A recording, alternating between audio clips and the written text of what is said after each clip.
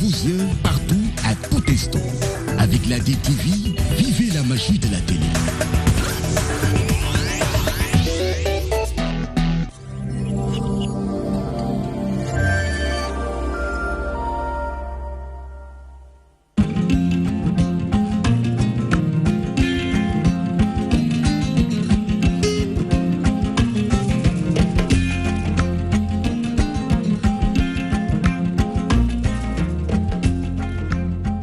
mbokk yi juróom ñaari waxtu ci ngoon jot na fii ci Ndakaaru li gën a fës ci xibaar yi waa parti démocratique sénégalais fësal ab pétition ak plainte jëmale ko ci njiitum gouvernement bi di Mohamed Boun Abdallah Dionne ci mbirum traque des biens mal acquis ñu jàpp ni fañ ko teg du dëgg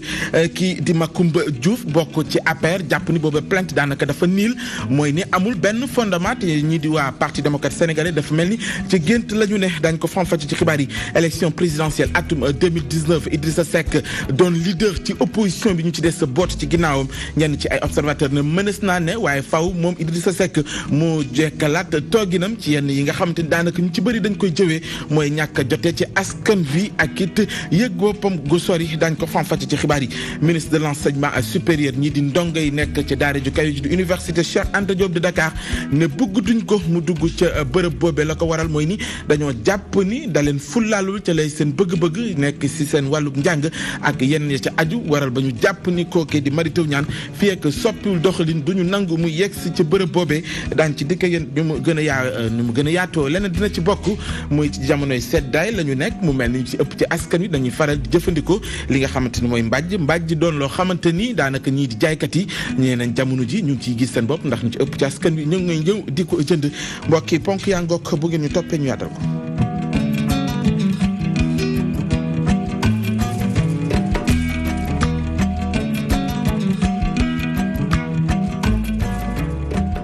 mbokk yi ginnaaw ba ñu leen nuyoo xibaar yi dañ koy door rek waa parti démocratique sénégalais si seen ndaje ni ki démb fësal yenn ci ay jafe-jafe ñu jàpp ni faw nguur gi taxaw ci lu ko may maanaam élection présidentielle ñu dëkkmal daanaka dina am ay jafe-jafe bokk na ci lu aju ci organisation élection yi ñu jàpp ni du Aly Ngouille Ndiaye lañ ca wóolu bëgg nañu ñu indi ci kenn koo xam ne daanaka faru fenn waaye it nee nañ daañu jébbal ab plainte ab pétition jëm ci njiital gouvernement bu Sénégal di Mohamed Boun Abdallah Dionne ci mbirum traque des biens mal acquis bi ñu jàpp ni lañ ci fësaloon ak fa mu mujjee daanaka furaas dalu xëdeen dañ ciy teewlu kàddu ki nga xamante ni mooy porte-parole parti démocratique sénégalais di Babacar Gueye ci micro suñu ndaw mu mel ni dañu ne boobee élément yembagu xëy na dinañ ci dëkk yéen laata njeextalu bi la jotaay xibaar ci plainte boobee waa parti démocratique sénégalais fësal mu mel ni Macoumba Diouf bokk ci APR la mu jàpp mooy ni ñooñee di parti démocratique sénégalais ci gént la ñu ne ndax maanaam plainte wala bokk pétition la boo xam te ni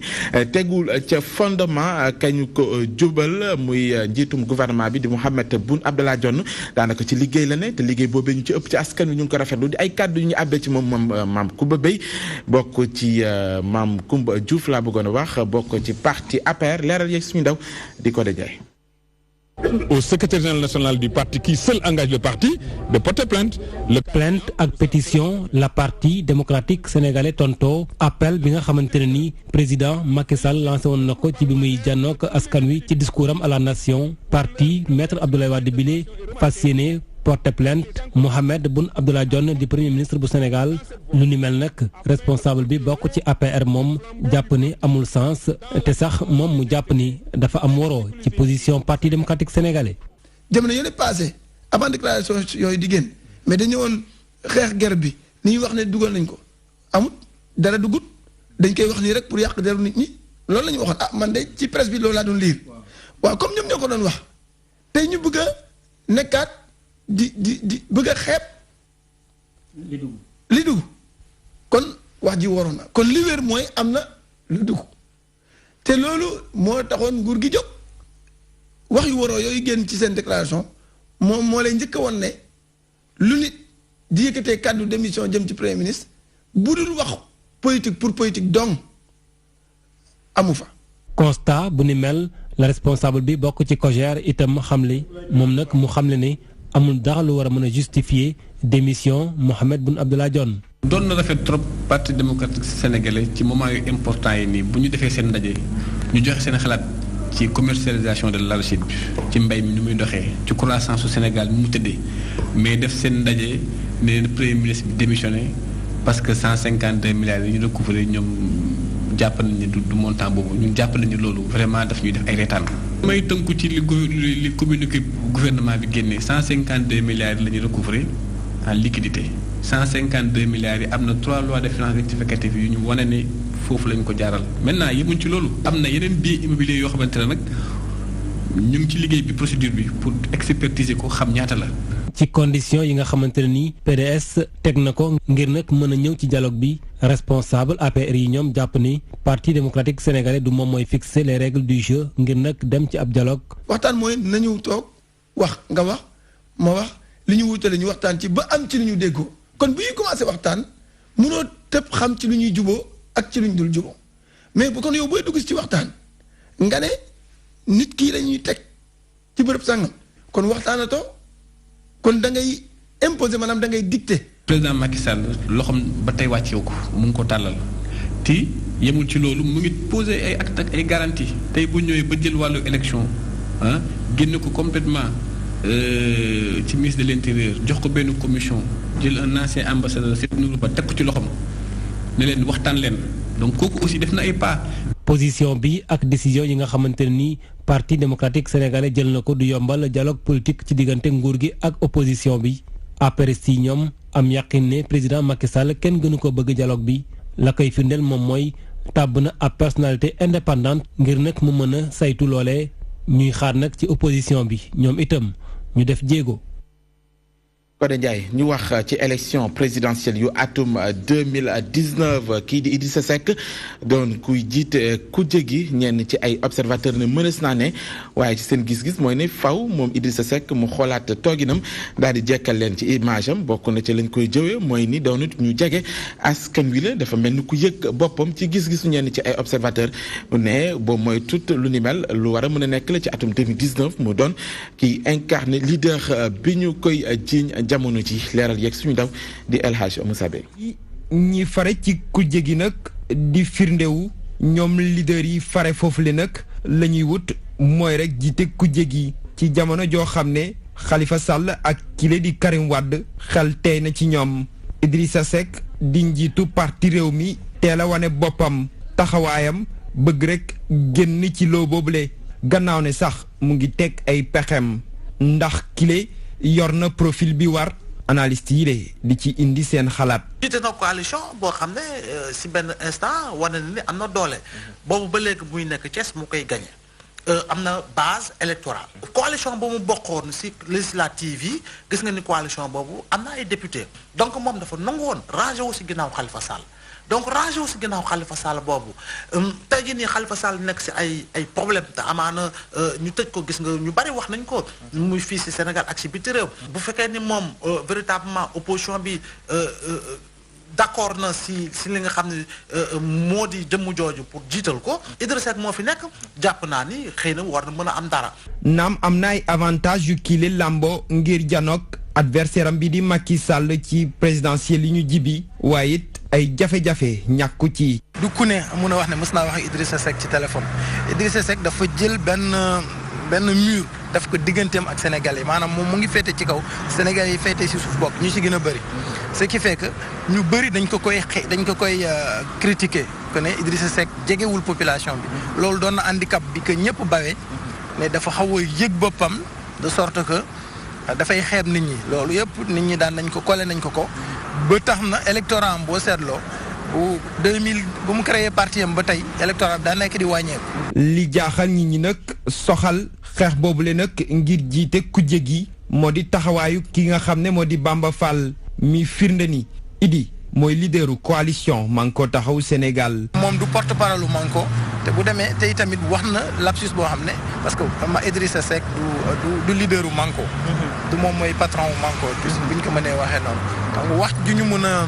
kii la rek mën na am tamit débat politique bi la bëgg a yëngal après Khalifa Sall kan la ñu war a jël pour jiital ko. dafa mel ni ñii daal faagaagal Khalifa Sall moo leen yitteel donc xëy na dañ koy faagaagal. xëy na moom noonu la ko jàppee ba tax na mu profitoo amaana lancer un appel pour ne yeneen leaders yi gis ngeen de wax naa waaye kon bokk nañ ñëw leen ñu si ginnaaw Idrissa Seck ñu boot si ginnaawam ñu jiital ko mu di suñu candidat. mu des at nag ñu amal jongante présidentielle yi Idrissa Seck jamono ji nag mu ngi gën a fësal ay génnam ngir rek dëgëral taxawaayam bi ci mujj doon ca palais de justice ba mu demoon ngir rek indi njàppalem ki di député maire bu Ndakaaru. El Hadj Moussa Bey la doon seenug bëgg-bëgg jamono ji muy ay ndongo mooy ñu gën a ñoŋal seen nekkin ca bërëb ba ñuy jàngee di daara ju kawe ji di université Cheikh Anta Diop de Dakar di amical bi ëmb jàng ñi nga xam te ne ñooy ndongo yi waral ba ci wàllu woowee ñu ci doon sàkku taxawaayu jëwriñ ji di Mary Teuw Niane ci wàllu woowee waral ba ñu mer bëggoon ko kombewan ni ki tey ndax moom jëwriñ ji bëggoon naa addu wala boog ñëw ca bërëb boobee ñoom nag lañu ñu doon wane ci seen naqar bokkoon na ci sax tere ko mu dugg ci bërëb boobee li ñuy woowee persona non grata leeral yekk ji bi sax joni jëwriñ ji ñu dénk wàllu njàng mu kawe mi joxul gëdd étudiants yi loolee di xalaatu délégué faculté yi nekk ca université Cheikh Anta Diop bu Ndakaaru ñu mer ba futtu ndongo yile bëgguñu benn yoon Mary Teuw Niane teg tànkam ca daara ju kawe ji. ministre bi recevoir na étudiants yi université yëpp Sénégal ba mu des université Cheikh Anta Diop bi nekk université maire de toutes les universités. li ñu nag mënut a concevoir ñun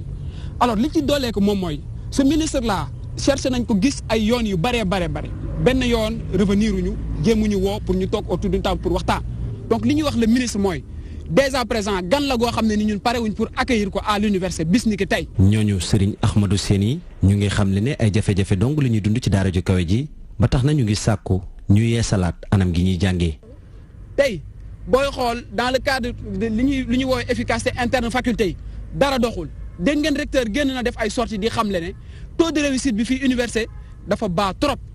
taux d'échec bi day dem ba 60% lépp ay problème yoo xam ne ministre bi yëg na ko. ñu sonn ci tekkaaral gi nga xamante ne ni moom la seeni kilifa nekkee rax ci dolli ñàkk saafara seeni bëgg-bëgg ndongo yile ñu ngi menacé ne boo moyul daañu delloo buum ca mboy ga. je pense que li fi xewoon université récemment war na yee ñu bari. autorité ñëw na fii gars yi jëmbale si kawam mu génn Mary Teuw Niane si boppam monsieur le ministre bu ñëwee fii dañuy wàccaat si kawam dañuy dox si kawam mu génn suñu espace. jëwriñ gi ñu dénk wàllu njàng mu kaw mi ngoonuk alxames ji la fas yéene ñëw ca daara ju kawe ji waaye kuréelu ndongo yi nekk ci daara ju kawe ji dañoo defub say ngir gën a mën a sàkku ci Mary Teuw Niane mu saafara seeni bëgg-bëgg. Jibi Saax Joni jamono boobee intersyndical bi ëmb liggéeykat yi nekk ci juróomi université yi nekk ci réew mi daal di mer ba futt amal wala boo ko door ñaari fanu grève la ko waral bokk na ci ay poñ yi ñuy sàkku la ca gën a fës li ñuy woowee ay prime spéciale la ñu bëgg ñu xoolaat ko yokk ko dañ ci teewlu kàddu ñenn ca ñoom ci micro suñu ndaw. prime administrative spéciale bi nga xam ne depuis presque ay at léegi kenn yokku ci dara mu nekkoon 100 000 ñun dañ ko proposé woon mu doublé ko 200 000 nee na mënut a nekk ñun ñu jéem a wàcc egg ba 150 000 kon 150 000 yi travailleurs yi duñu ci dellu gannaaw jar nañ lu nekk 150 000 te à partir de janvier parce que ñetti at yàlla ñu ngi bëgg a dajeeg ministre bi jot gisuñu ko kon bu ñu toogee ñetti at ñu bëgg ñu yokkal 25 000 defe naa ne ñun nee nañ ko c'est ridicule mënuñ ko nangu donc c'est un point de désaccord. depuis gouvernement bees bi nekk fii du ma ne sax bees parce que léegi ñu jeexal 5 ans ñu nekk fii masuñu am rencontre ak suñu ministre de tutelle benn yoon lay doogaade am muy mardi bi ñu génn te daal jëleewul fa lu ñu neex. jëleewuñ fa lu ñu neex parce que coono day feeñ ci poche borom di liggéey suba ngoon comme ay force ne te gisuñu suñu bopp te li ñuy laaj ñu xam ne ñii mën nañ ko am nañ ko dañu ko bëggul jox donc mbéjum kanam nag borom koy fajal boppam donc la lutte va se continuer. mu ngoog jamono boobee lay mbébétu nguurug Sénégal ak acteurs yi yëngatu ci wàllu tourisme mooy fexe nuñ ko gën a doolele ngir yenn secteur ya ca am ay jafe-jafe fexe nuñ ca tàggoo waral ba ab convention la ñu xaatim diggante nguurug Sénégal ak ñi di waa BND ci teewaay ñu nga xam ñooy acteurs yi lu toll ko juróomi milliards la ñu fas yéene dugal ci secteur boobee daanaka lépp lay doon jëm ci ñoom ngir ñooñe ñu mën a taxawal ca lay seen jafe-jafe indi ci ay saafara mu bégloo lool ñi nga xam te ñoo ca yëngatu doon ay chef d'entreprise wala sax moom ay hôtel jàpp lu ni mel dana leen gën a dimbali waaye leneen lu indi njàqare ci ñoom mooy li ñu woowee érosion côtière mooy ni géej gi na muy nangu lu ci ëpp ci ay maanaam ay restaurant wala boog ay hôtel ba jamono ji ñu ngi naax saay ñu bëgg loolee it ñu taxaw ci indi ci ay saafara ay dama mudu jóg gannaaw signature bu njëkk tey jii nag ñuy def ñaareelu signature bi jëmale ko ci bor bi nga xam ne ni moom la ñu nar a jox ñii nga xam ne ni ñoom ñooy hôtelier yi lépp ngir bëgg suqali secteur googee. président nag woote ci plan Sénégal émergent pour que ñu ànd ñun gouvernement bi ak secteur privé bi. ñu liggéey ak ñoom liggéey ak banque nationale de développement de l'entreprise. nga xam ne instrument la boo xam ne banque la boo xam ne moom moo ko taxawal pour jàppale entreprise yi réew mi secteur privé réew mi. juróomi milliards mooy bor bi waaye nguuru Sénégal nee na dina ci dolli ñaari milliards yu toftal juróom-ñaari millions tey ji 900 millions moom la ñuy jox ñi nga xam ne ni ñoom ñoo fi teew nekk ay entreprise di yëngatu ci wàllum tourisme li ni mel ñoom ñu koy rafetlu wante li leen jaaxal ba jaaxal mooy érosion côtière bi maanaam géej gi nga xam ne ni mooy nangu yenn hôtel yi. loolu gis nañ ni que ministre bees bi ñu yor quand même Mame Mbaye Niang bi mu yegsee taxaw na ci taxaw bi ñu bëgg ñun ministre taxaw ci maanaam lépp lu ñuy def mu gaaw dafa gu fi ñetti weer donc gis nañ ni que pratiquement convention bi ak banque mondiale pare na signature moo ci des je pense que semaine prochaine war nañ tenir benn réunion au niveau de Saly avec le ministère pour signer code bi une fois que ñu signé ko la banque mondiale dina mettre en place le financement et les travaux vont démarrer normalement dans 3 mois. li ni mel kon war nañ cee jug nguuru Sénégal nag engagé wu ne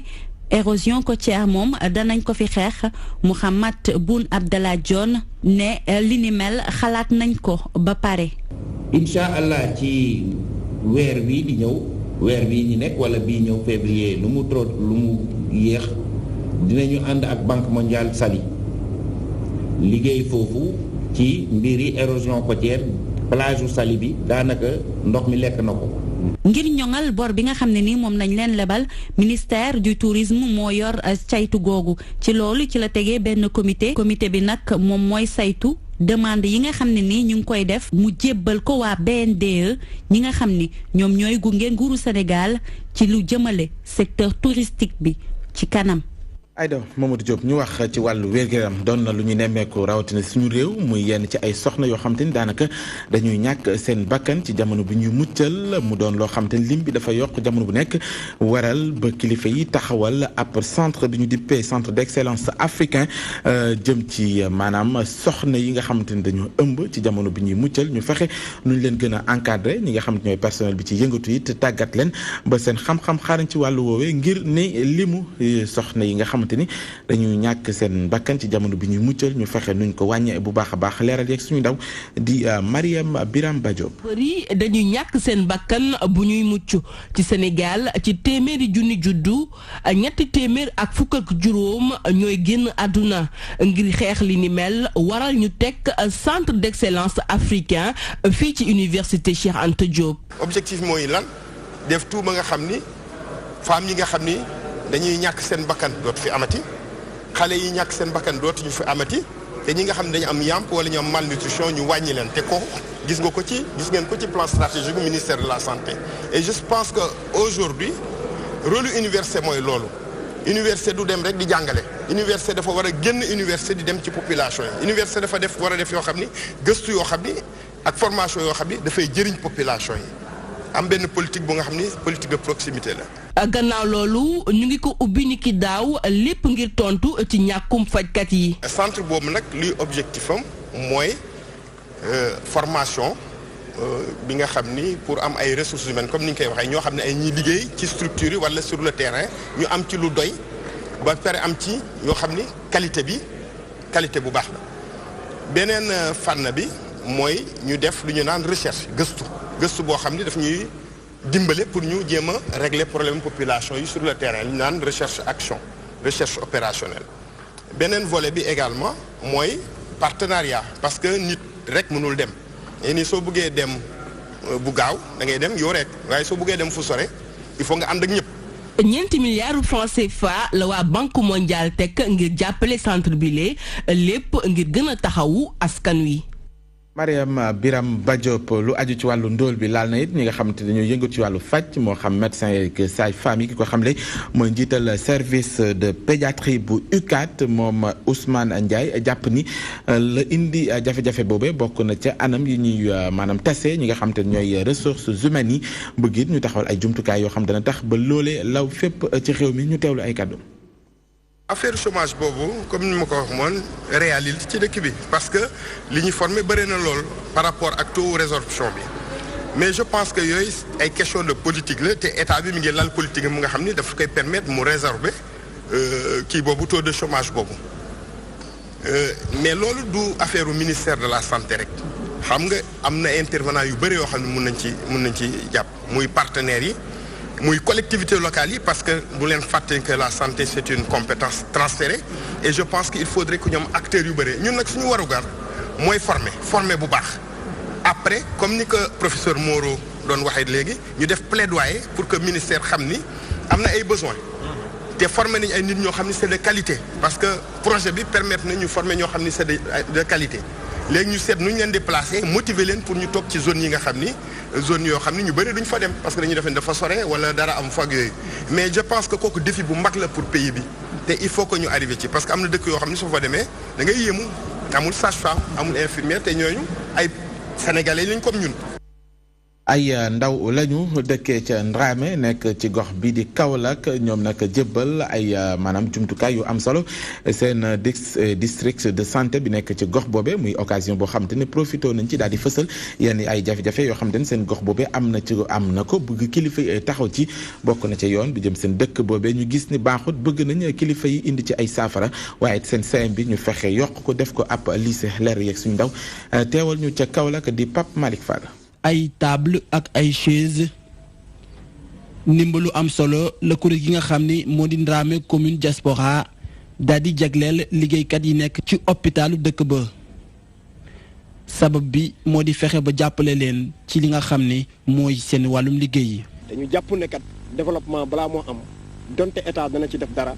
waaye it dana aju ci askan bi wala ci citoyen moom it mu apporter mu dugal ci loxoom pour que processus de développement bi mën a gën a aboutir. ci ndaje bi ñu doon amal nag ña fa teewoon ci ay autorités bari nañu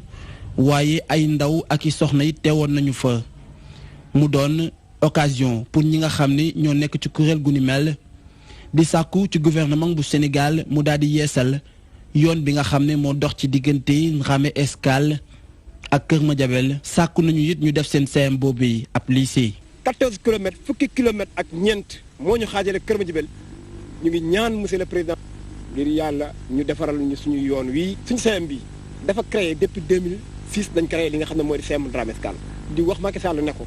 mu dimbale ñu defaral ñu nga xam ne mooy lycée bu Ndramé Escale. ñi nga xam ne ñoo nekk ci Ndramé Escale daal di nag sàkku ci ki nga xam ni moo di njiitu réew Macky Sall mu daal di takkal ay nombay tànk yi ndaw yi nekkee foofee ca diwaanu dëkk ba loolee bu ñu ko amalee dina tax ba ñi nga xam ni moo di Ndramé Escale du des benn yoon ginnaaw. Ndramé amul ministre Ndramé amul député Ndramé amul PCA Ndramé amul directeur chargé de mission bu gën a ndaw sa Ndramé amu ko mais ñun dañu soxla loolu pour que ñu gën a yaatal li nga xam ne mooy politique de développement bi ñuy def. dëkk bi mi ngi bokk ci département bu Nioro waaye Kaolack la gën a jege commune bu Ndramé Escale nag lëkkale lu toll ci fanweeri village ak ñett dëkk bi di dund ay jafe-jafe bu ñu sukkandikoo sax ci ñi nga xam ne ñoo nekk ci association boobee la ñu xam ne mooy dëkk bi. saa su nekk day jànkuwanteeg ay coupure courant yu jéggi dayoo luy daal di tàggatémbeel liggéey ñi nga xam ne ñoo di baykat yi nekkee foofee ca diwaanu dëkk. Pape Malick Fall ñu wax ci ajub mag ren bi nga xamante ni ci gis-gisu délégation générale bi nga xamante ni moo amee nasa bu organisation bi jàpp na ni mbiri jaar na ci yoon mooy ni seen bilan bañ ca am doon lu ñu rafetlu bu ñu ko méngaleek at yi weesu donte jàpp nañ ni bëri na ci yenn ci ay jafe-jafe yu ñu jàpp ni daan ci indi ay saafara ngir ni loole mën a doon lu leen di dimbali ngir ci ajub dëwën bi ñuy waajal waaye nag dàq seen responsabilité ci ujaaj yi nga xamante ni jotuñoo aji fii la leen yenn ci ay voyages privé bàyyi ñu ngi ko xamle ci ab lël ba ñu doon amal ca Saly suñu ndaw di Mamadou Diop ma nga fa woon. aju màkk bi ñu génn nii ñi nga xam ne ñooy waa délégation générale kat daje nañu ngir waxtaane ko ñoom mbégte lañu ci jëlee. voyagistes privés yi jox nañ leen quota yi ci ni nga xamante ni noonu la ñu gisee ni moom moo gën a noonu la gën a jekkee alaaji bi ak ajaratu bi fexe nañ ba wàññi coonoom ci. di ngeen gis ni avion yi ñu am avion yu bees la avion yu baax la. plan de vol bi nga xamante ni moom la ñuy tëral dinañ ko respecté nit ñi dinañu dem nit ñi dinañu dellu si di ngeen gis ni kenn jooytuwul benn yoon sama sam-sam bi yooyu yëpp ci wàllu organisation dafa nekk loo xam ne ay jéego la yu ñu mën a teg bët. waaye nag ñoom ñi nga xam ne ñoom ñoo nekk ci délégation bi nee nañu am nañu nag ay amélioration wala ay liggéey yoo xam ne war nañ koo def ba yu jëm ci édition yi jëm nii mu gën a baax. léegi nag ñaari jafe-jafe am na benn bi moom mooy. yenn saa yi ñu jox la plan nii la ñuy tërale ba ca digg ba ñu dugal lu bees fekk yow commencé nga sa opération ba pare beneen bi moom mooy que ren espace bi nga xam ne jox nañ ñu ko mun naa espace bu ndaw la woon dafa xatoon liñ ñu joxoon Arafat aussi tente yi doyul woon amoon nañu problème si wàllu climatisation mais loolu yëpp bind nañ ko muy mémorandum ak ci wàllu lekk gi. ci lu jëm ci ñi nga xam ne ñoom ñooy pèlerins yi bàyyi woon fii ci Dakar te ay voyagistes privés def ko Abdoul Aziz Kébé ne amul lenn loo xam ne ñi bokk ci délégation bi mu jiite am nañ ko ci responsabilité. par conséquent su fekkee ni loolu am na nga yëg ko ba pare mu am ñeneen ñu jaar ci yeneen i porox ndollu defee ne war nañu mën a nax ay sénégalais wala am nañ ñeneen i yoon alors que seen quota fees na ñooñu dañu jalgati yoon kooku du yoonu délégation nekk ci. ngir nag fexe ba lépp lu jëm ci wàllu woowu ñu mën koo dàq ñoom nee nañu danañ tënk benn mémorandum jébbal ko ñi nga xam ne ñoom ñoo jiite réew mi. ci Saly Portudal amal nañ fa benn lël ngir waxtaane pèlerinage bi ñu génn lépp rek ngir jubbanti wala joyantiwaat jafe-jafe yi nga xam ne moom la ñu jëlee ci yi nga xam ñoom ñoo passé. Mamadou Diop ñu ngi ci jamono ji di jamonoy seddaay ku ko wax xel dem ci yenn xeetu mbàjj yi nga xamante ni askan wi dañu koy jëfandikoo ngir mën a dund sedd bi te du doon lu leen di lor yooyu mbàjj daanaka xeet wu ne ñu ngi koy jaay jamono ji ci qualité ba nga bëgg suñu sukkandikoo ci nga xamante ni ñooy jaaykat yi fësal ni njëg li jàppandi na donte am na ñeneen ñu gis ni ñoo ngi cay gis seen bopp di ay jaaykat ñeneen ñi ne moom jafe na leen léegoo-léeg ñu gis sax ay client yaama ko li lañ ci àndal. mu nekk lu am solo ci jamono sedd ba tax na mënul ñàkk ci yenn chambre à coucher yi mbàjj nekk lu yenn Sénégalais yi tàmm lool ngir bañ a yëg sedd bile fii ci marché Sandaga façon bu ne am na ba tax na yenn jaaykat yi di gis seen bopp bu baax. xam nga temps comme période hiver lañ nekk ñu ngi koy laaj bu baax a baax mi ngi dox macha allah mi ngi dox mbàjj moom macha allah léegi moom mi ngi dox bu baax a baax c'est façon genre yi bon yi mi ngi jar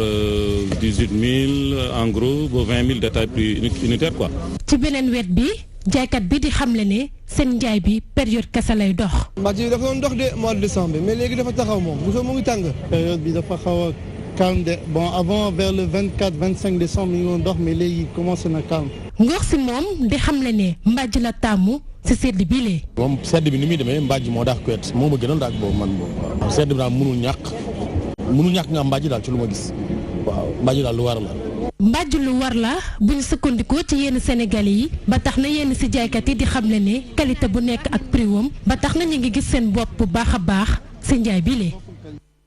Yaama Koli ñu wax ci wàllu tàggat yaram daanaka fukki at ak juróom la def ci bopp fédération bi nga xamante ni mooy yëngatu ci wàllu athlétisme di Momar Mbaye mujj naa jébbal lenge yi ki nga xamante ni mooy colonel Sara Wali moom njiit lu yees li fësal gis-gis ba mu am bokk na ci gën a suqali bile discipline ba ñi nga xamante ni ñoo ci yëngatu ñu gën a ràññeeku ci la scène internationale jëwriñ ju ñu dénk wàllu sport moom it teewee lu ni mel sàkku ci njiit lu bees li mu fexe ba liggéey gën a ratax seen diggante ak ñoom ak ministère bi leer yeeg Ndeye Fatim Lo. Sara Wali, je voudrais au nom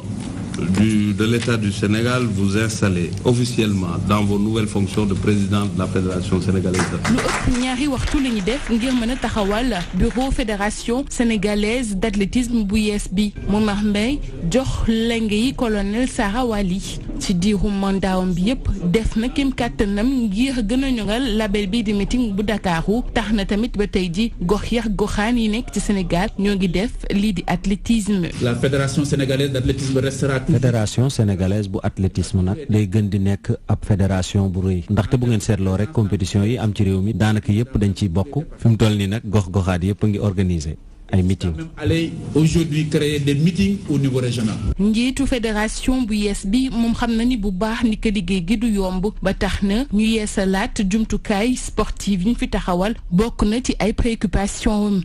Nous attendons particulièrement du ministère. ñu ngi xaarandi ci ministère bi mu defaraat stade Léopold Sédar Senghor boole ceek jébbal ay jumtukaay stade yi nekk ci région yi. Et enfin un appui aux athlètes de l'élite. li ni mel nag nguur gi xam na ko ndaxte tey jii ñoo ngi tabax ay jumtukaay yu bëri. Moi ce que je n'aimerais pas c'est qu'on man nag li ma bëggul moom mooy ñu toog rek di xaar ne dañoo war a yeesalaat stade yi dañoo war a def ak li ñu am ndaxte soobu nañu ci benn combat boo xamante ne ni mooy jële fi ñàkk ay stade loolu sax tax na ba yéen a ngi gis ñu yeesalaat yi nekk ci région yi. Partout dans les régions on est en train d'engager ça. Sara Wali moom nag am na ñeenti at ngir mën a dabu objectif yi ñuy tëral jaarale ko ci liggéey ak ñi yëngu ci wàll gi ngir ñu mën a yëkkatiwaat wàllum athlétisme ndaxte ñaari at a ngi nii athlètes sénégalais yi ñoom daanaka kenn du leen gis ci compétition internationale yi ministre bi di leen ñaax ñu gën a lëkkaloog ak ministère bi ngir ñu gën a mën a liggéey. mu ngoog Ndeye Fatim Lo muy fédération sénégalaise bu athlétisme am njiit lu bees di Sara Wali jël lengay ci loxoy Momar Mbaye muy ponk bu mujj ci xibaar yi bokkee ñu leen di jaajëfal ci teewlu bi di ci jaajëfal technicien yi ci àndaloon ci kanam tuuti yem ak juróom-ñetti waxtu ànd leen ak Mouhamadou Diallo ci xibaar yi ci kàllaama nasaraan ma leen di ñaanal ngoonu ko jàmm bu ànd ak taw feex di ko sàkku ci yéen jamono bu nekk wasalaam.